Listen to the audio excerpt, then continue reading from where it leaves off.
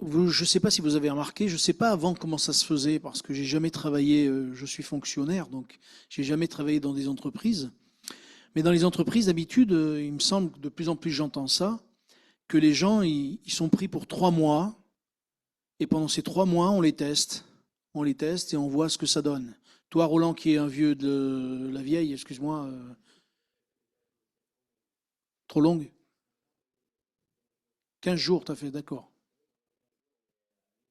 D'accord. Parce qu'aujourd'hui, c'est 3 mois, en fait. Aujourd'hui, c'est 3 mois. Pardon? J'ai pas compris. Ah, ça dépend du niveau de qualification. D'accord. Donc moi j'ai toujours entendu 3 mois à peu près. Bon voilà, peu importe. Et pourquoi on éprouve les gens 3 mois? Parce qu'on veut savoir ce qu'ils donnent. On veut savoir si les gens vont être valables ou pas valables. On veut savoir si en fait c'est des gens qui peuvent vraiment travailler comme il faut se faire, comme il se doit. Oui, juger leur qualification. Eh bien j'aimerais vous dire que Dieu aussi nous teste. Et ce soir, j'aimerais vous parler de 3, 4 points où Dieu nous teste. Et on voit au travers de la parole de Dieu que si Dieu nous teste, c'est parce que derrière, il veut nous confier quelque chose. Mais comment va-t-il savoir si nous sommes capables de le garder ou de ne pas le garder? Parce que quand même, s'il nous confie quelque chose, c'est qu'il doit nous faire confiance. Et vous savez, la confiance, ça se mérite. On ne donne pas notre confiance comme ça. Avant que je me convertisse, j'ai dit, mais si Dieu existe, qu'il me prouve qu'il existe. Et Dieu m'a prouvé qu'il existait. Et donc, du coup, j'ai été surpris que Dieu existe, parce qu'on disait Dieu, il est au ciel, toi, tu es sur la terre, etc., etc. Mais quand Dieu m'a prouvé qu'il existait, il était plus près de nous que ce que je pensais, j'ai dit, je vais lui faire confiance, je peux lui faire confiance. De la même manière, Dieu nous éprouve parfois, et on ne le réalise pas toujours, que Dieu nous éprouve parce qu'il voudrait nous confier quelque chose. J'aimerais lire un premier texte, s'il vous plaît. On va lire 2 textes rapidement. C'est Jérémie, dans le livre de Jérémie au chapitre 17 et au verset 10.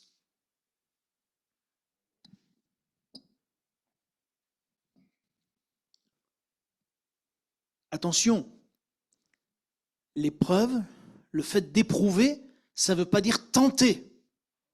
Dieu ne tente personne, mais Dieu éprouve. Ce n'est pas du tout la même chose, d'accord? Il faut bien que ce soit clair dans notre esprit. Dieu ne tente personne, mais il nous éprouve. Chapitre 17 et verset 10 dans le livre de Jérémie.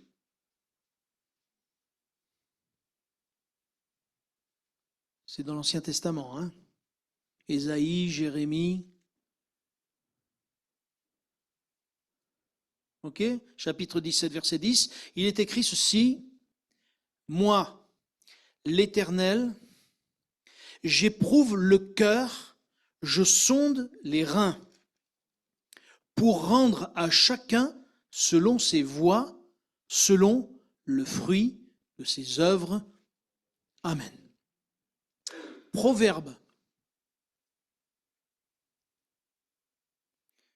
Proverbe, chapitre 17.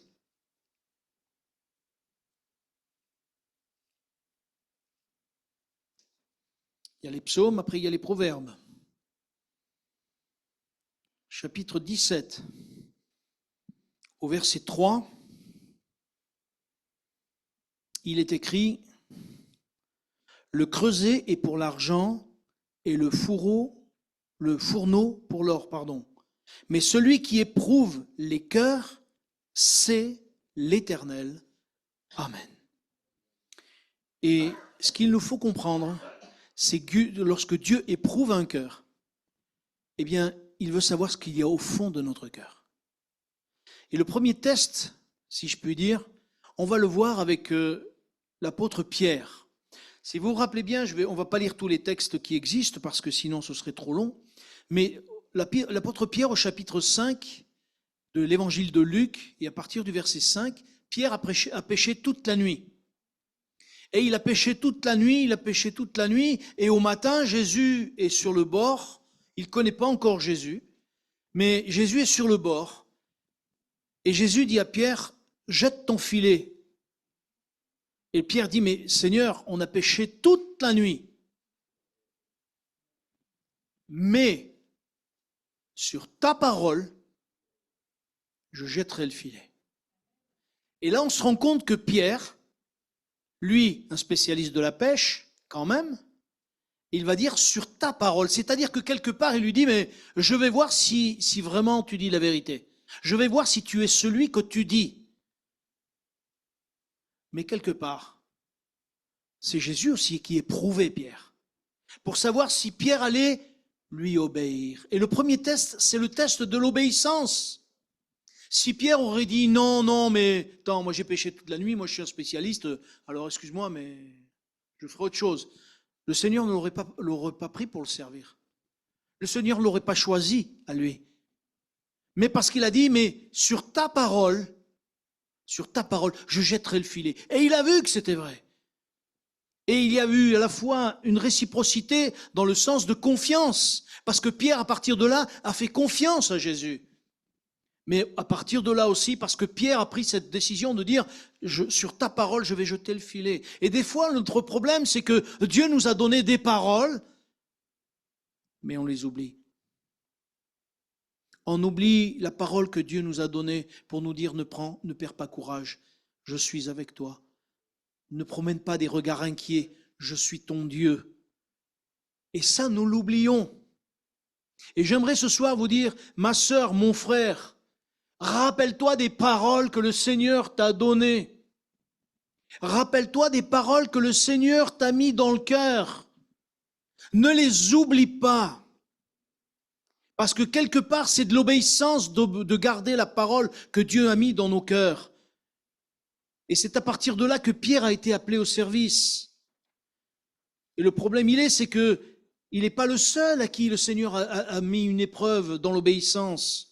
Je vais vous rappeler pour aller vite, parce que sinon on n'aura pas le temps. Georges, il va me dire, tu regardes toujours ta montre. Mais c'est parce que j'ai pas envie d'aller jusqu'à 9h30, 10h. Je travaille demain, moi. Oui, Georges. Alors, Saül, vous vous rappelez de Saül? Dieu aussi l'a mis à l'épreuve à Saül. Dieu l'a éprouvé. Qu'est-ce qui est arrivé avec Saül? Eh bien, Saül, lui, il était devenu roi alors qu'il était timide, il était un peu coincé, et Dieu va l'appeler pour qu'il devienne roi. Mais quand il va gagner des batailles, il va se prendre un petit peu pour quelqu'un parce que Dieu l'a béni. Et là, ça nous apprend quelque chose déjà, quand Dieu nous bénit, attention qu'on ne se prenne pas pour des supérieurs alors qu'on ne l'est pas. C'est par grâce, tout à l'heure je l'ai entendu, tout ce que nous avons, ce que Dieu nous donne, c'est grâce sur grâce. C'est Dieu qui nous fait grâce. Et Saül a cru à un moment donné que ça allait bien se passer, quoi. Et le prophète Samuel lui dit, maintenant tu vas aller tuer le roi Agag. Parce que c'était un roi qui justement avait fait du mal à Israël quand ils étaient sortis de l'Égypte. Et Dieu va lui dire, tu vas tuer tout le monde. Tu vas tuer le roi, les femmes, les enfants, les animaux, tout passer. Alors vous allez dire, c'est dur, oui, mais c'était l'époque d'avant. Alors je ne m'arrêterai pas là-dessus. Mais le fait est, c'est que Dieu va éprouver Saül. Et le problème, c'est que Saül va bien aller à la guerre, mais il va laisser la vie au roi Agag. Et puis, il va ramener tous les bons animaux, tous les belles bêtes, quoi. Il n'a pas tué comme Dieu l'a dit. Et le problème, c'est qu'à un moment donné, il va même, une fois qu'il a gagné, le lendemain matin, il se réveille, il va à un lieu où il se crée une statue pour lui, de sa victoire. Et quand il arrive vers Samuel, il dit, voilà, on a gagné. Et Samuel va lui dire une parole, il va lui dire, lorsque tu étais petit à tes yeux, n'es-tu pas devenu le chef des tribus d'Israël? Et l'Éternel ne t'a-t-il pas oint roi sur Israël? Il dit, mais tu as désobéi. Tu n'as pas obéi. Le test de l'obéissance, il l'a passé, il est passé à côté. Il est passé à côté. Mais dites-moi, est-ce que vous savez pourquoi il est passé à côté? Pourquoi il a désobéi? Je vais lire avec vous dans 1 Samuel chapitre 15, et le verset 1 Samuel. Non, c'est pas ça. Non, t'es pas dans le coup, mon frère. C'est pas ce coup-là. Ça, c'était bien avant. 1 Samuel chapitre 15. Samuel va lui dire une parole forte et j'aimerais que ce soir on puisse la retenir. Bien sûr que nous sommes de ceux, parce que le péché est en nous, nous avons du mal à obéir. C'est une évidence. Et Samuel va lui dire cette parole forte. Et c'est là que le test de l'obéissance, des fois que Dieu nous met un petit peu, savoir si on est capable d'obéir, même dans les petites choses.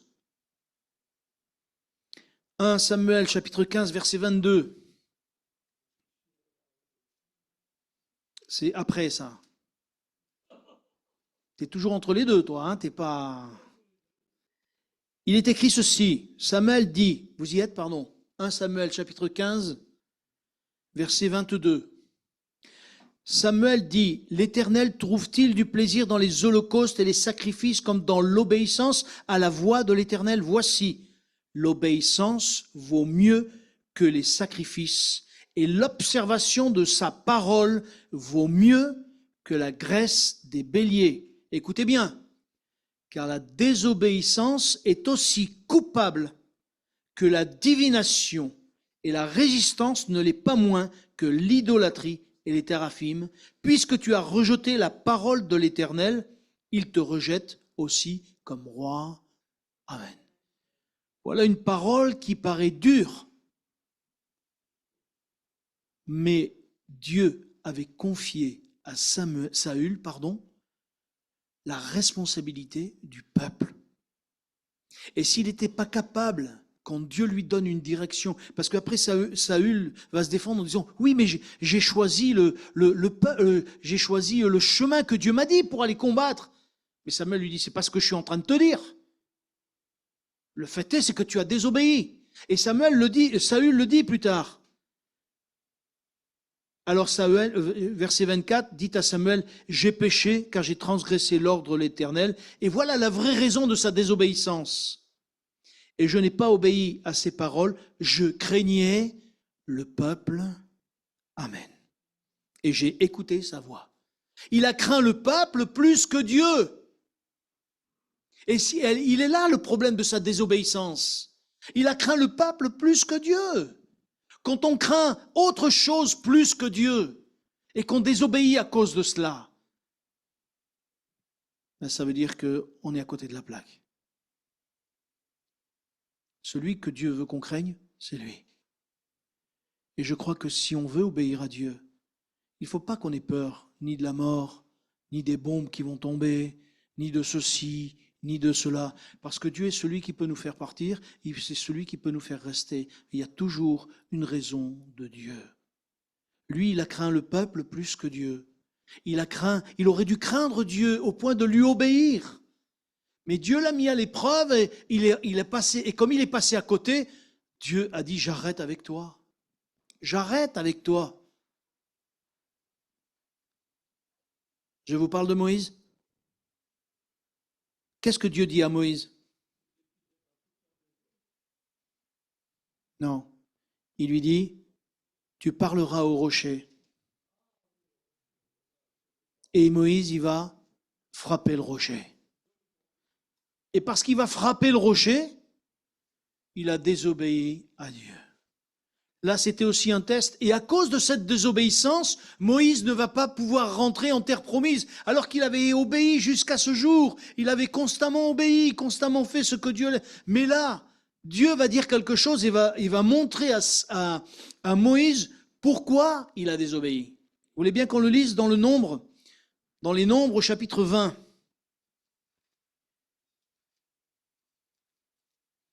Nombres chapitre 20.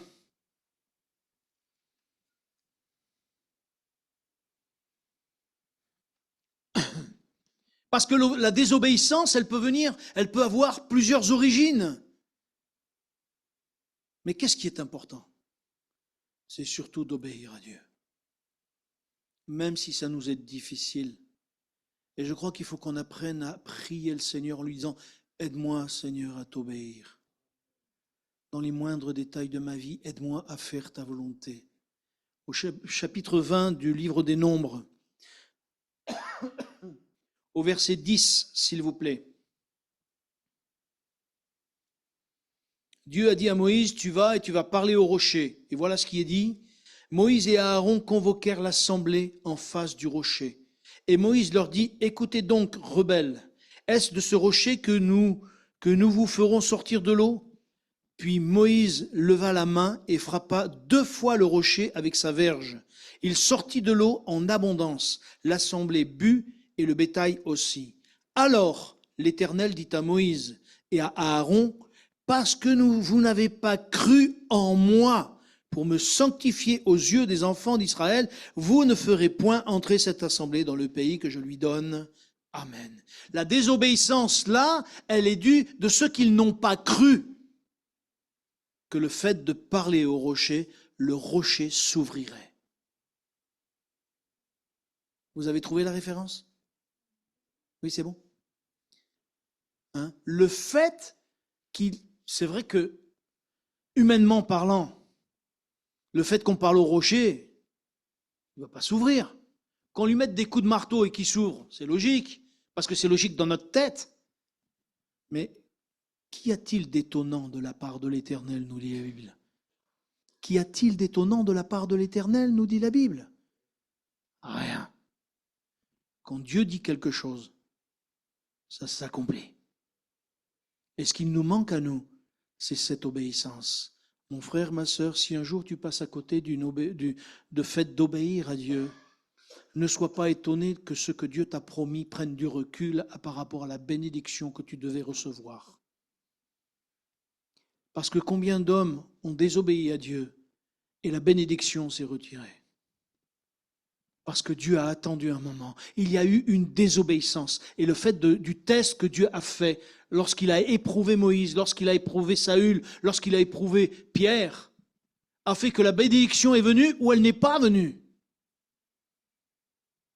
Alors, ne soyons pas effrayés le fait que Dieu nous teste, que Dieu nous éprouve, mais que nous puissions être attentifs en disant, Seigneur, aide-moi, lorsque tu m'éprouveras, à que je puisse t'obéir. Le deuxième test, vite fait, s'il vous plaît, et je vais essayer d'aller vite parce que j'aimerais qu'on voit les 3 tests. Deuxième test, c'est le test de l'amour. Parce que des fois, voyez-vous, on est tellement ébranlé dans notre foi, tellement secoué dans notre vie, tellement on veut même se donner à fond dans notre vie, qu'on oublie une chose qui est essentielle, l'amour. L'amour à Dieu, l'amour à Jésus. On peut faire des milliers de choses pour Dieu, mais si on passe à côté de l'aimer lui en premier, on passera à côté du plan de Dieu. C'est ce il se passe dans l'église de l'Apocalypse au chapitre 2, si vous vous rappelez bien. Dieu dit, et on voit quand on lit cette église du chapitre 2 de l'Apocalypse, elle est active, elle fait plein de choses. Et Jésus lui dit, mais ce que j'ai contre toi, Jésus dit, je sais que tu fais ça, tu fais ça, tu fais ça, et tu fais ça, tu fais ça, tu fais ça, mais ce que j'ai contre toi, c'est que tu as perdu ton premier amour, tu as abandonné ton premier amour. Si on abandonne notre premier amour, qui est le plus important, eh bien on aura beau s'activer, mais Dieu ne sera plus avec nous. Et des fois, nous faisons des tas de choses, mais nous oublions de venir au pied du Seigneur d'abord. Parce que je crois en plus, c'est une certitude pour moi, parce que je l'ai vécu, et je vous l'ai déjà d'autres fois raconté ici à Givors, mais lorsqu'on place d'abord le Seigneur en premier dans notre journée, dans les moments où on a un petit moment, c'est pour lui, c'est pour toi Seigneur, je viens pour toi, je viens devant toi. On peut faire des tas de choses, mais si on oublie ça, le plaisir de Dieu, c'est d'être avec nous. Le plaisir de Dieu, c'est d'être à nos côtés, parler avec nous. Même si nous, on ne l'entend pas, à force d'être là, Dieu va nous parler à un moment donné. Dieu va parler à nos cœurs. Dieu va faire retentir sa voix dans nos cœurs. Et le problème, c'est que certaines fois, nous courons toujours plus à plein de choses et nous ne prenons pas du temps pour lui. Ah, qu'est-ce que nous en faisons des choses dans la journée? Et il y en a qui commencent de bonne heure, hein. Il y en a qui commencent à s'agiter de bonne heure, hein. Je peux vous le dire. On le voit bien. Mais si nous prenions du temps devant Dieu, pour lui, le temps pour lui, les choses changeraient. À un moment donné, Jésus va dire à Pierre, Pierre, m'aimes-tu? M'aimes-tu plus que ceci? Ça voulait dire que les autres disciples n'aimaient pas tant que ça.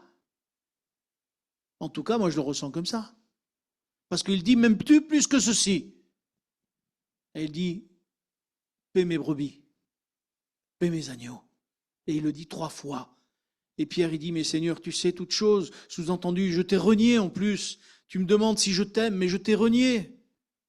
Je le disais tout à l'heure, on peut s'agiter de tous les côtés. Dire qu'on aime Dieu, mais on passe à côté parce qu'on aime Dieu qu'à moitié.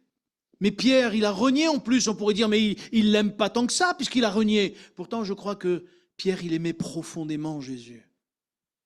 Et c'est pour ça que Jésus a été le chercher. C'est pour ça que Jésus a été lui parler.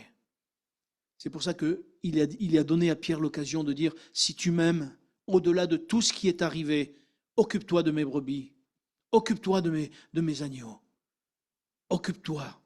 Même si, oublie le reste, si tu m'aimes, fais-le. Et j'aimerais vous dire, mes sœurs et frères, si on aime le Seigneur, on fera ce qu'il faut, quand il le faut.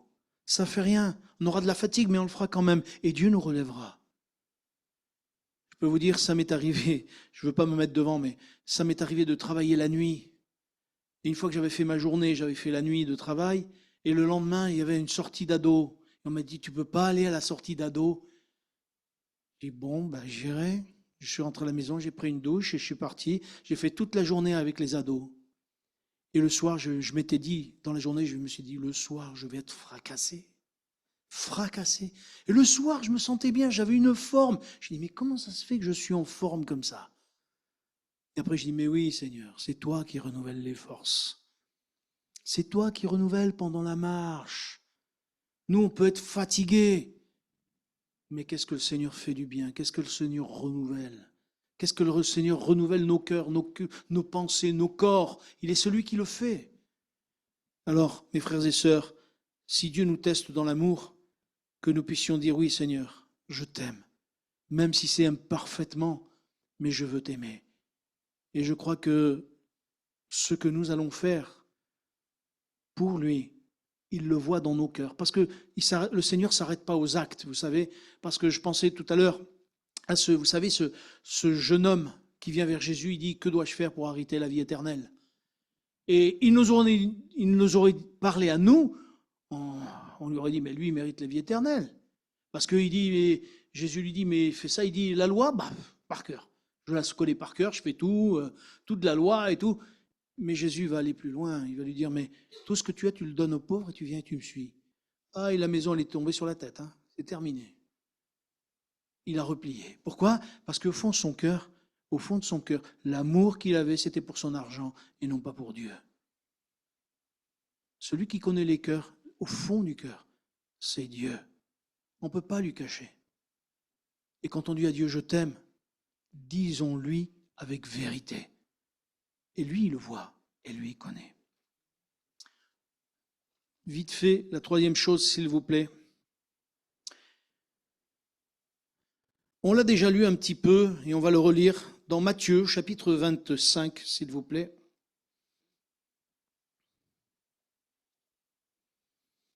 Là où Dieu nous éprouve aussi.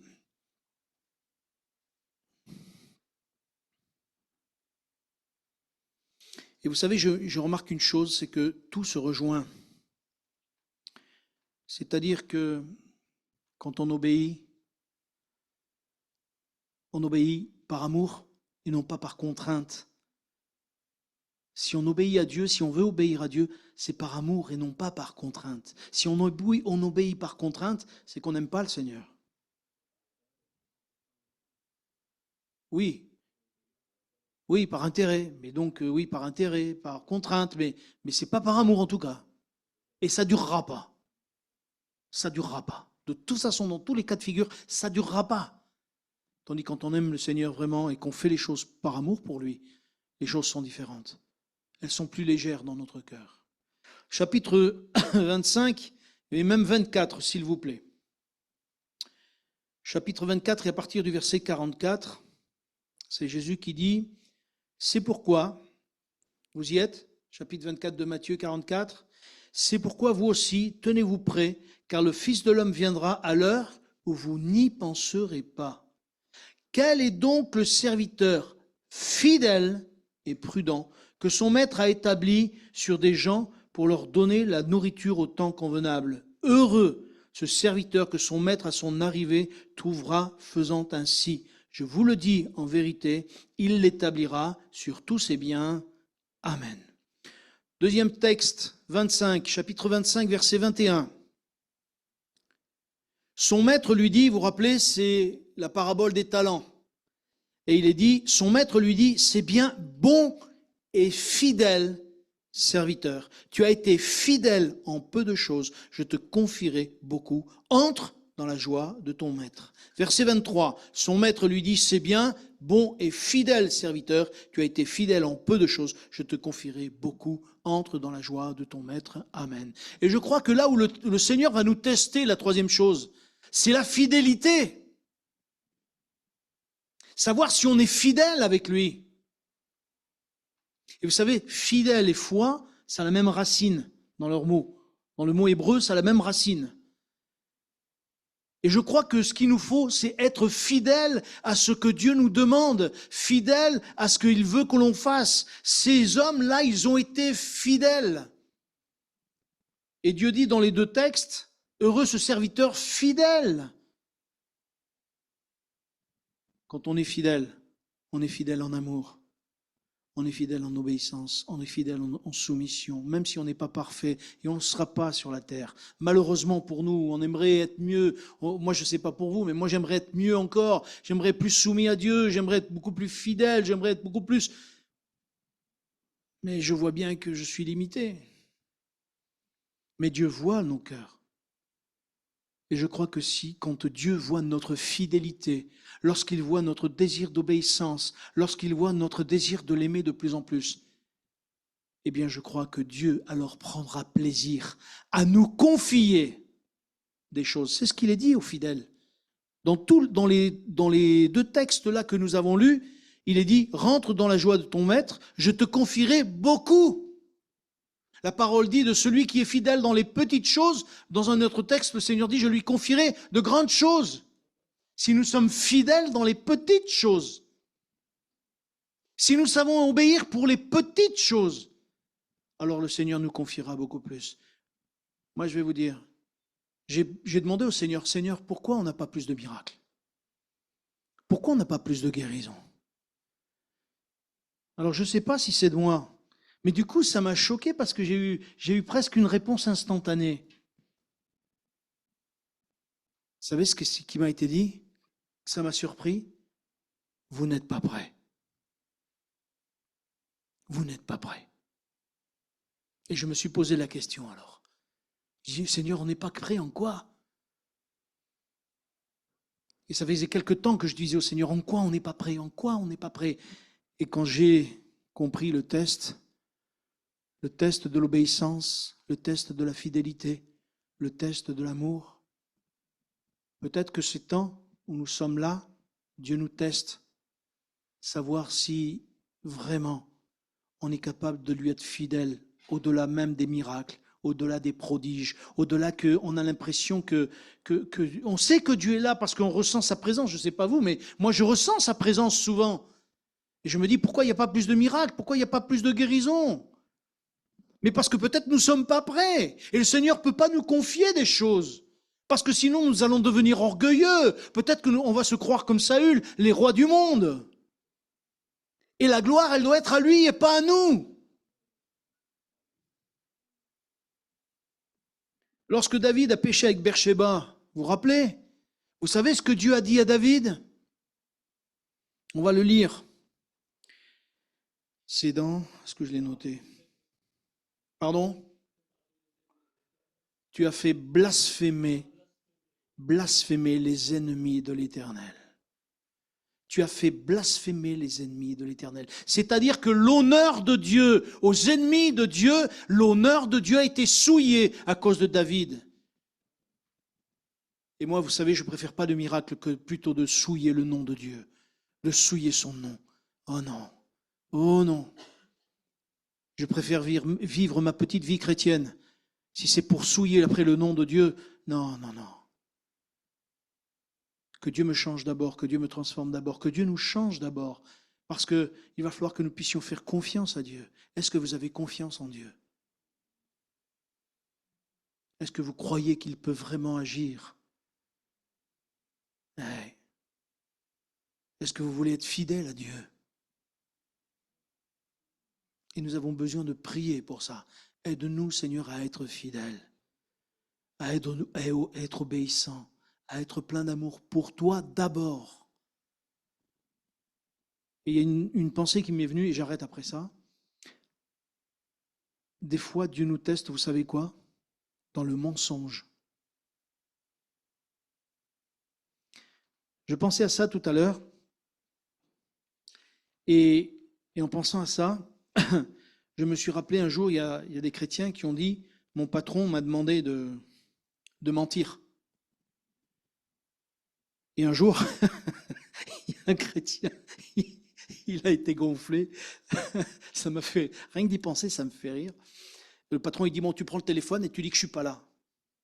Il dit, non, je ne mens pas. Il dit, tu prends le téléphone ou tu es viré.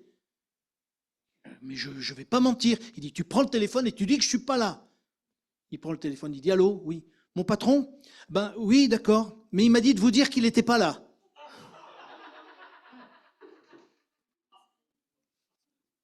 Le patron,